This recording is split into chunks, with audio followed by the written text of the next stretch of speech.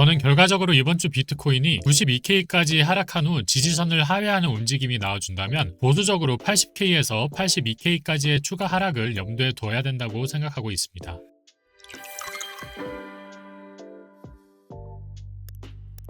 안녕하세요, 피터입니다. 100K를 시원하게 뚫어주며 드디어 불장 랠리를 시작하나 싶었던 비트코인이 맥없이 계단식으로 하락하고 있습니다. 스스로를 암호화폐 대통령이라고 칭하는 트럼프의 대통령 당선과 비트코인 현물 ETF 승인, 반감기로 인한 채굴 비용 증가에 따른 휘소성 증가 등 최근 굵직한 이슈들은 하나같이 비트코인 상승을 가리키고 있었기 때문에 지지부진한 비트코인의 움직임에 많은 분들이 답답해하실 거라 생각합니다. 오늘은 현재 비트코인이 놓여져 있는 상황과 단기적 관점에서 최대 80K, 즉 하방을 보고 있는 이유에 대해 차트적 관점과 매크로 경제 관점에서 다뤄보겠습니다. 먼저 저번 주는 영상에서 21선과 61선과의 데드크로스 유무만 확인하시면 된다고 했었죠. 아쉽게도 지난주 수요일 음봉이 21선 아래에서 마감함으로써 데드크로스가 컨펌, 단기 추세는 하락세로 전환된 모습입니다. 그 후 추가 하락이 발생하여 장기 추세선인 92K를 리테스트해준 모습인데요. 현재 95K까지 반등해준 모습이지만 저는 20일, 60일 이동평균선이 다시 골든크로스를 확정짓고 20일 위에서 캔들 마감을 할 때까지 당분간은 하락할 확률을 더 높게 볼 예정입니다. 따라서 단기 매매를 하시는 분들이나 중장기 관점에서 포트폴리오를 리밸런싱 하실 분들은 이번 주 캔들이 21선 위에서 마감하는지와 21선과 61선의 골든크로스 유무 위주로 관찰하시면서 장세 판단하시길 바랍니다. 현재 차트적 관점에서 비트코인을 보면 비트코인은 이 시점을 기점으로 7개월간에 걸친 기간 조정과 가격 조정을 마친 후 상승으로 흐름이 바뀌었다고 보고 있는데요. 이 부분을 상승이 시작하는 시점으로 보는 근거는 이동평균선 21선과 61선이 골든크로스를 만든 후 가격이 21선을 타고 신고점까지 꾸준히 상승해 주었기 때문입니다. 차트적 관점에서 이 상승을 이해하기 위해서는 엘리어트 파동 이론을 알아야 하는데요. 엘리어트 파동 이론은 금융시장에서 가격 움직임이 특정 패턴을 따르며 반복된다는 아이디어를 기반으로 한 기술적 분석 이론입니다. 이 이론은 시장 심리가 일정한 주기에 따라 움직인다는 전제에서 출발하는데요. 차트에 그 시장 심리가 반영돼 특정 패턴을 그리게 되는 것이죠. 보시는 바와 같이 엘리어트 파동에서의 파동 구조는 크게 두 가지가 있습니다. 추세 파동인 임펄스 웨이브와 조정 파동인 코렉티브 웨이브인데요. 쉽게 말해서 상승이든 하락이든 시장의 주요 방향으로 움직이는 5개의 파동을 추세 파동인 임펄스 웨이브, 주요 방향과 반대로 움직이는 3개의 파동을 코렉티브 웨이브인 조정 파동으로 보며 차트를 해석하는 것입니다. 최근 나와준 상승은 조정이 종료되고 매물대를 뚫어주는 강력한 상승이며 이러한 경우 대부분 엘리어트 파동상 임펄스 파동, 즉 강력한 충격파가 나오기 때문에 5만 1000달러부터 10만 8000달러까지